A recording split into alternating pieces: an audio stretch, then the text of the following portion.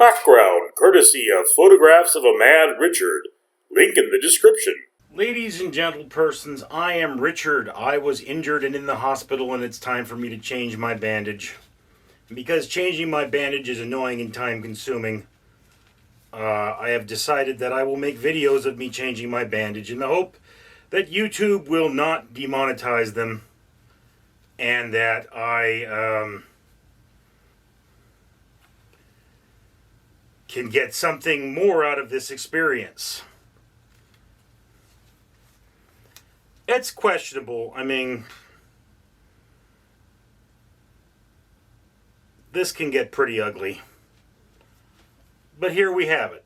So today, I'm actually going to talk about efficiency. Because the whole concept here is that I have to soak this for 10 minutes every time I change the bandage. What's the best use of my time?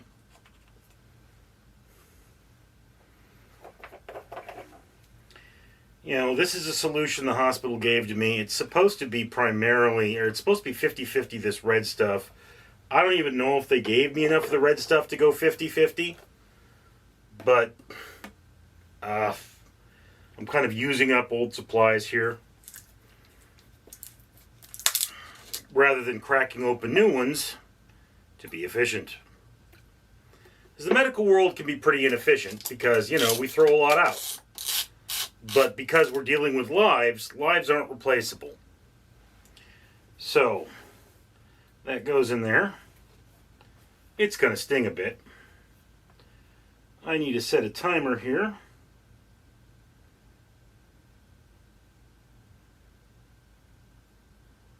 Come on.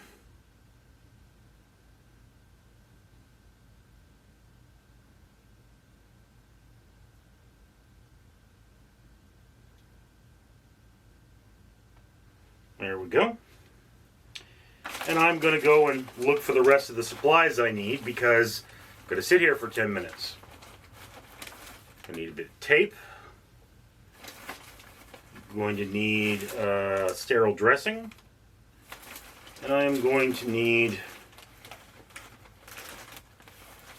another roll of gauze. Okay, there we are.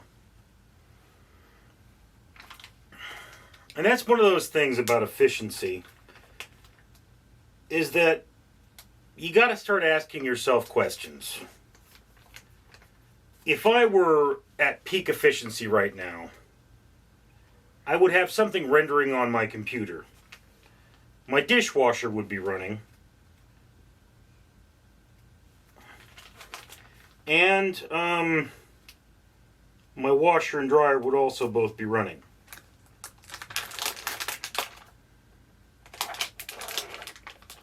I don't like the smell of these things. Anyway.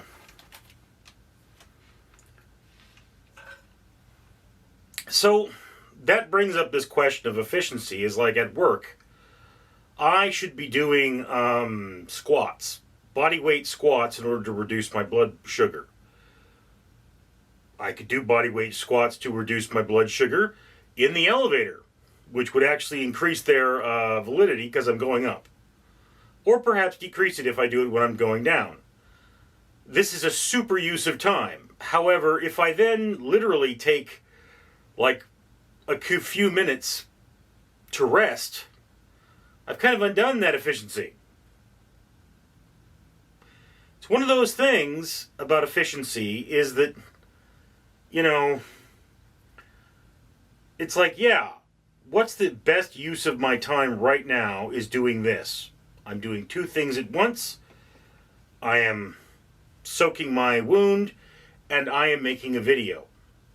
I do not know if this video is going to be valid for YouTube. It may just wind up being a video that can't be monetized. It's a possibility.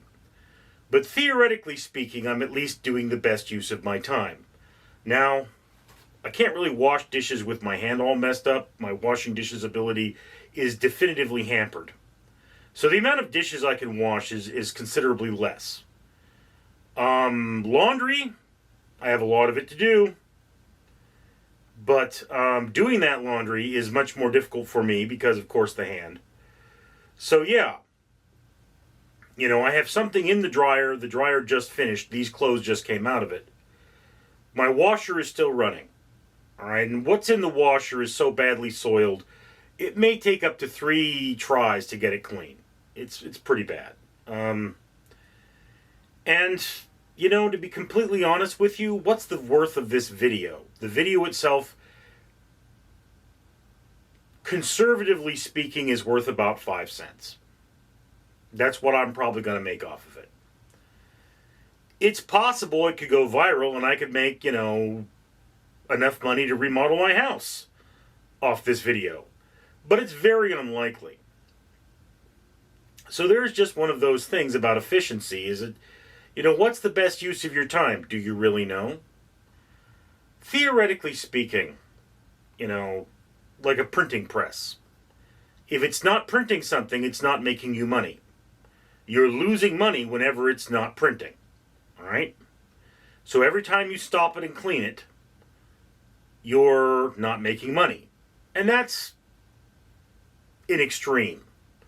Theoretically speaking, the printing press itself can only print so much before it breaks down. It has a maximum load. Stock it out completely, have technicians working on it.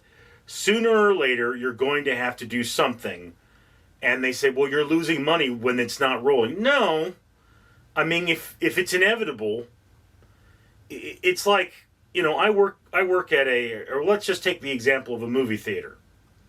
The movie theater, if it's open 24 hours, it's making money. But, if there aren't enough patrons to warrant the staff, it's not making money. So you could say that there's, or maybe even a restaurant, that's probably a better example. Let's just say you have a restaurant. It opens around noon for lunchtime and stays open till 6 o'clock for dinner. I happen to, one of my favorite restaurants, they open, I think, at 5 o'clock. They're a dinner place. That's what they do. They have no breakfast menu. All right? So, and they are not open on Mondays. You could say that for the restaurant, every hour they're not open is an hour they're not taking customers, is an hour they're not making money. But if customers aren't arriving, there's no reason to continue running if the restaurant isn't going to have patrons. So the efficiency model of the press kind of breaks down. And, it's this one of those things, like, theoretically speaking, in any one given day, you could have a press running 24 hours. You could set it up to do that and have technicians maintaining it. But you translate that to a week, and you might start having problems. At a certain point, thing runs out of ink. Can you re-ink it while it's running? Not all presses are like that. That was one of those things. I worked on a offset press when I was a teenager, and I know all about them. And it's like there was an efficiency expert that said, hey, every minute that press isn't running, you're losing money. And they're right, in a way. And one of the things that happened, they came out there and they said, like, say you have a press that the plate, the thing that makes the image, costs around $70. If there's a problem on the press, it's a problem with the plate, and you have to remake it, how much do you lose? And most people said, yeah, you lose the $70 the plate is worth. No, because then you've got to go and correct it. That takes time. It takes man hours. You've got time the press isn't running, so you're taking time away from other jobs, and you've got to remake the plate, which costs money as well. So they said that the average cost of one $70 plate that has a mistake in it is around $700 to the business. That's reasonable to assume. Making mistakes costs a lot of money when you're working with things that have to be completely retooled once that mistake is made.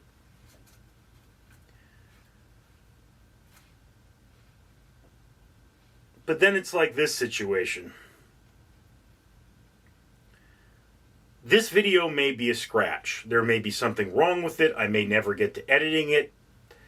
Ideally speaking, on this channel, I would make 2 videos per day and 3 shorts. and then do one 1 hour live.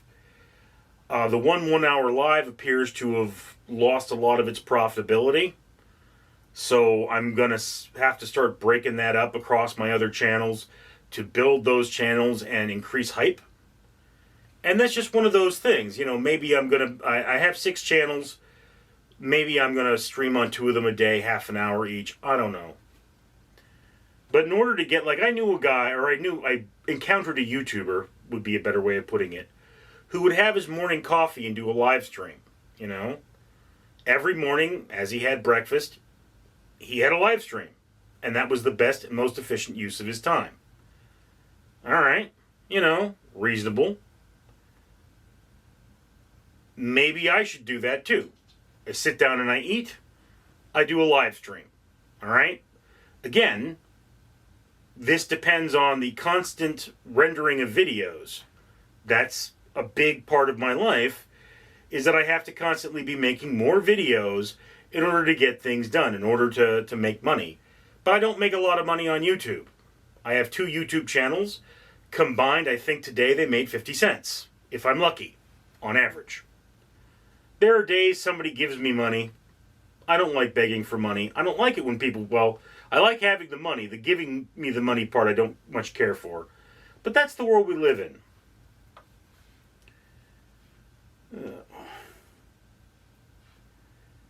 Theoretically speaking, can I come up with a topic to talk about? This is supposed to be changed 3 times a day. I've been changing it once. But this is supposed to be changed 3 times a day. Okay? This bandage. Can I come up with a topic to talk about for 10 minutes 3 times a day? Yeah, I definitely could. Topics will vary in interest, of course, but I could do it. I mean, I do drinking videos on this channel. We're almost done here. I do drinking videos on this channel.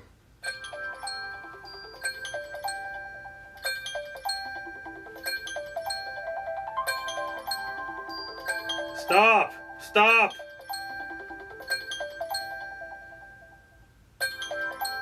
Stop! Stop! How do I make it stop? There we go. Okay.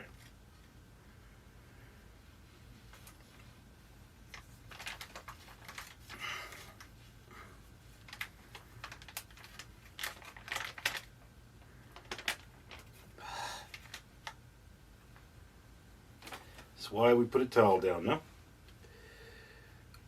Okay.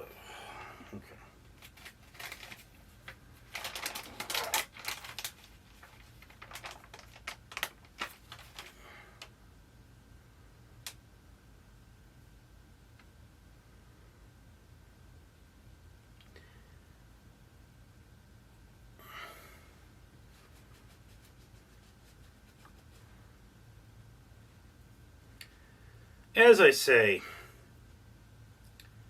you never really know what the world is going to bring you.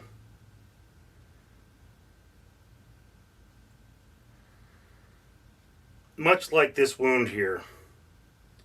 It's like, yeah, I wish I could go back to the day I got admitted to the hospital and take my work bag so that I would have had something to do. But then I wish I could go back to the day I got the wound and not get the wound, therefore not having to go to the hospital. That would have been much better for me.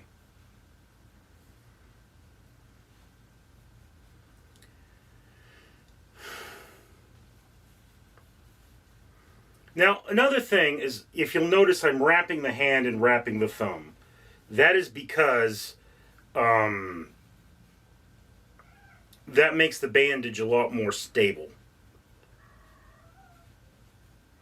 So it's like, yes, there's no injury to the hand that needs to be managed, but the injury to the thumb needs to be well wrapped up.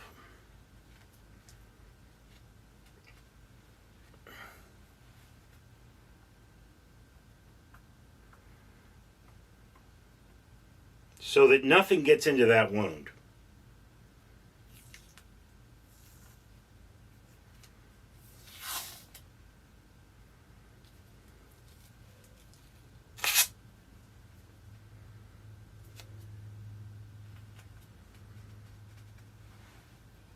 There we are. One more wound bandaging. I may need to replace this towel this time. Thank you for sharing this moment with me. I'm Richard. Oogog, ergonog. Daniel Ducky say YouTube gods need long outro so I can tell you comment, like, and subscribe so that this channel can pull trash out of ocean by buying matrices from For Ocean. Also, links to new video now appear. Comment, like, and subscribe, or be cursed by Ugatha. Daniel Ducky approves.